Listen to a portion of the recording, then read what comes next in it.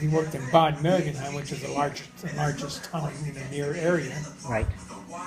And by bicycle every day, back and forth. And it was about 10 miles away from where we were. And of course, in those days, hey, I mean, this was shortly after the war, and man, everything was bombed out and everything. It was a rough road to begin with. But hey, you get along. I used to raise rabbits all the time. Yeah. Yeah.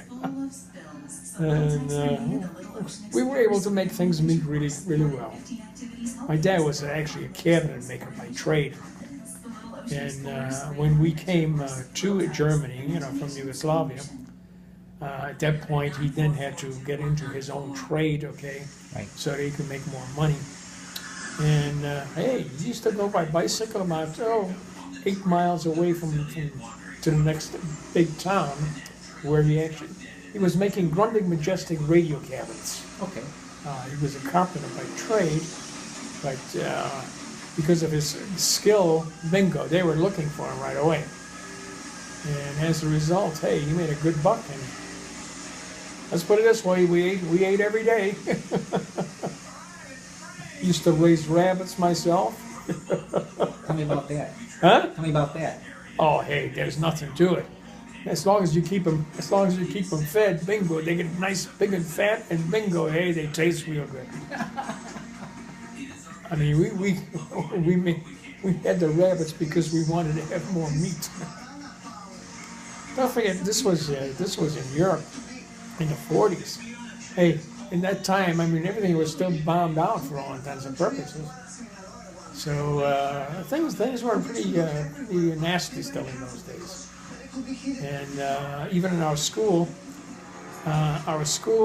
we had 2 classrooms in our school, and that's for entirely from 1st to the 8th grade. Okay. And we had one teacher, okay, and they used to take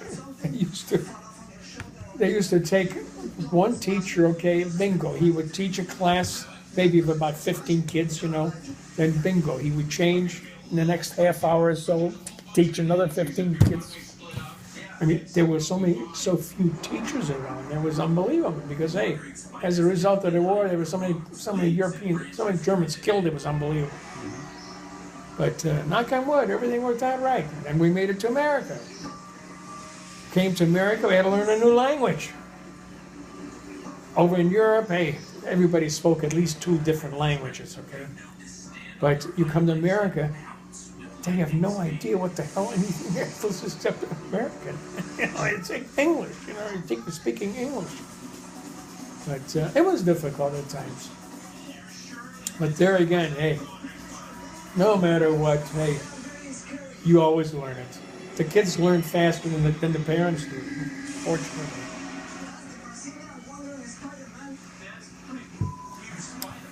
And in church, every Christmas I had to sing Silent Night in German, Stille Nacht.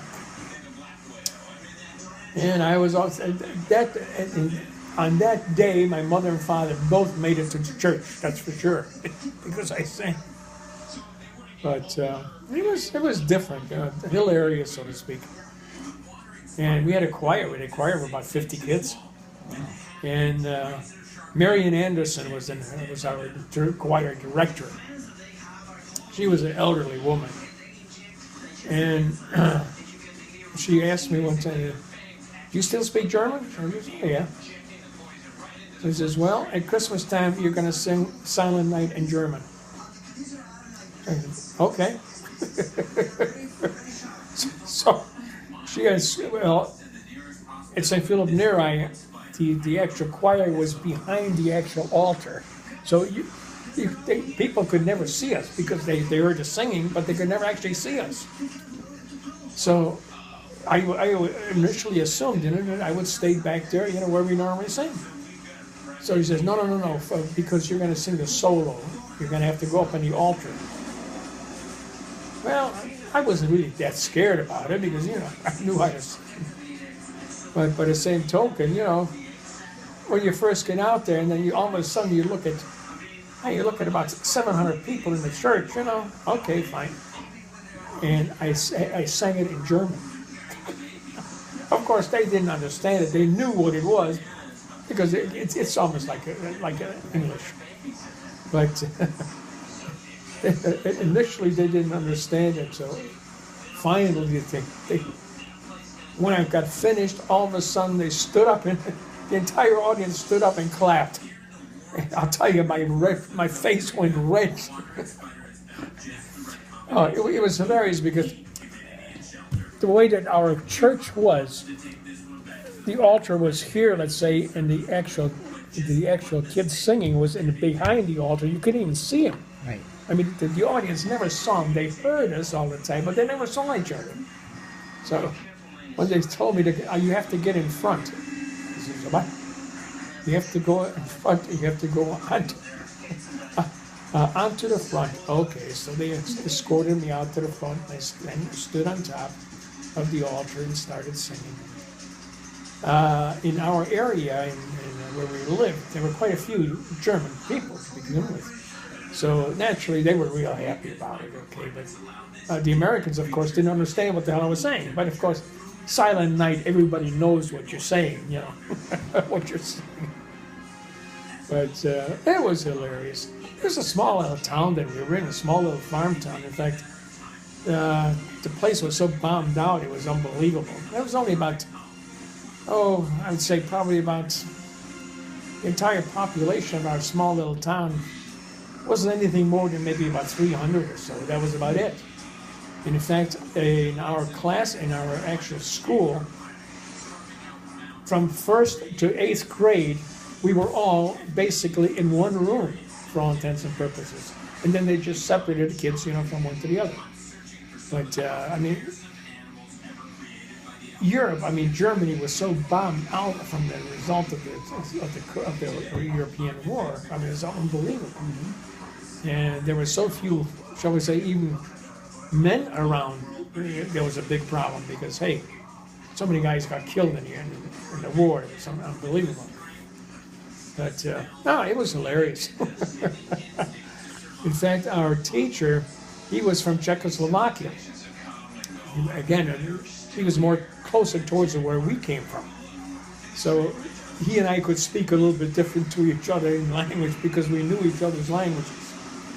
Over there, generally, everybody speaks at least 2 or 3 different languages in the neighboring areas. So over there, I mean, you have to get along. Otherwise, you send an American over there, he has no idea what the hell he's talking about or where he's going or et cetera, so on, right? But that's the way it was. Pretty soon we learned, or the Americans learned what we were doing, and we immediately adopted to what they were saying. I started speaking English as a result of some of the Americans coming over there during the war area. And hey, I learned quite a bit of actual American English before we even came here. Our entire school consisted of about maybe 80 kids at the most. And this was a small town, farm town primarily. My father happened to catch on in our nearest big town, Bad Mergentheim, which is about 15,000 people. So he went into his trade, which was a cabinet maker. Okay, he was lucky to be able to get into that right away. And by bicycle, he went 10 miles away every day. Okay, on a bicycle, going back and forth. And knock on wood, everything worked out fine. And I raised my rabbits, and boy, we ate them too. There was no such thing as, hey, you're not going to eat that rabbit. Oh, bullshit, we're going to eat it. It's meat. Those days, you didn't have any other meat around.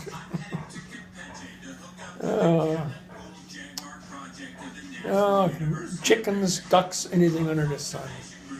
There were times, hey, you really wondered what your next meal was about. But that was, you know, shortly after the war. I mean, Germany was bombed out. I mean, let's face it. It was so unbelievable from the standpoint of, you know, the number of people that actually got killed during the war. But we came from Yugoslavia, okay, into Germany, okay, and then into America. So take us to Everest a chance. And knock on wood, over here I had to learn a different language. Well, my father had a pretty good understanding of English, when we were over here a couple of years. But my mother, she never really caught much on, simply because of the fact that, she was at home all the time, or most of the time, Whereas my dad, at least he was out in the workforce, so as a result, he spoke, fluent German, okay. But by the same token, he also learned a little bit from the English, because everywhere, any place you went, there was always some English people, American people.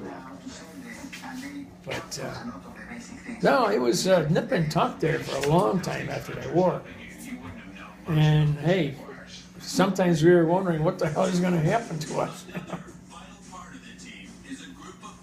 My uncle and my grandfather, they were still with us in the entire area. They were in different towns, but they were still with us. So as a family, basically, we were all, so to speak, in the same